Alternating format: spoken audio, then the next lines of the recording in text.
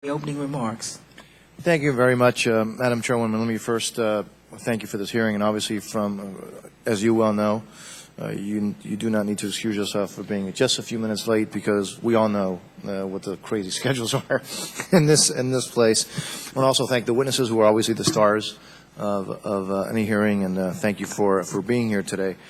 I don't want to be repetitive of what you have just said, Madam Chairwoman, but I think a couple things need to be repeated, and we do know that the EDA received $150 million of the Recovery Act, and as of September 1st of last year, 100% of those funds were obligated for 68 projects. Now, we all again know that EDA was established pursuant to the Public Works and Economic Development Act of 1965, and at the time, Congress recognized that there were areas in the country that were experiencing chronic high unemployment, and all sorts of other issues, low per capita incomes, et cetera.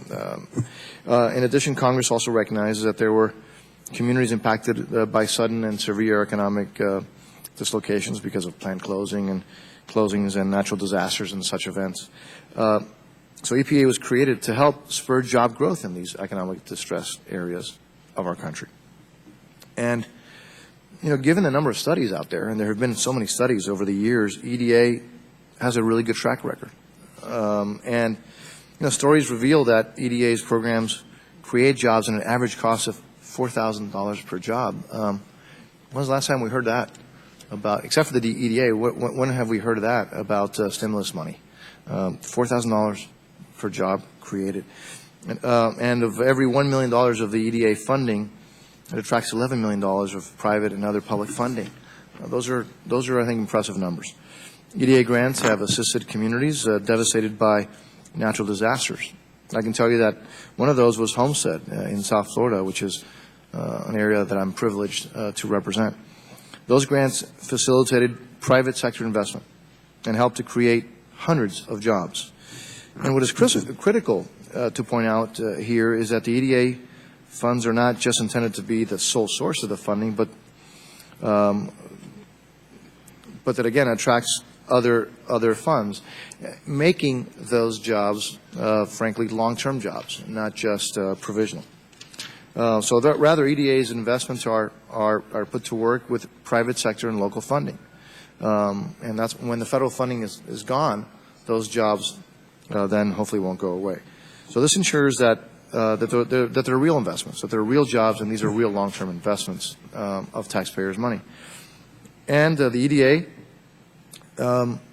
despite having a good record, they still didn't conduct business as usual when identifying projects under the Recovery Act. And some would have said, why not? You've got a success record, so why not just do that? Well, they've still thought outside the box. It obligated its funds a full year ahead of schedule and modified its process to ensure that most recent data on unemployment and poverty rates were used. And again, they have to be commended for this as well. So obviously, there's always ways that things can be improved.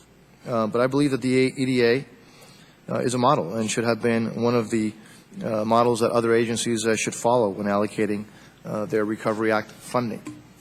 I hope that today we can hear from the witnesses on lessons learned from the Recovery Act process and how EDA's programs have worked, how they can be improved, and what suggestions they will have for us. I also hope that we will be able to, by the way, Madam Chairwoman, move forward on reauthorizing the EDA in the near future. So again, I want to thank you, Madam Chairwoman. I want to thank the witnesses, and I look forward to hearing from you today.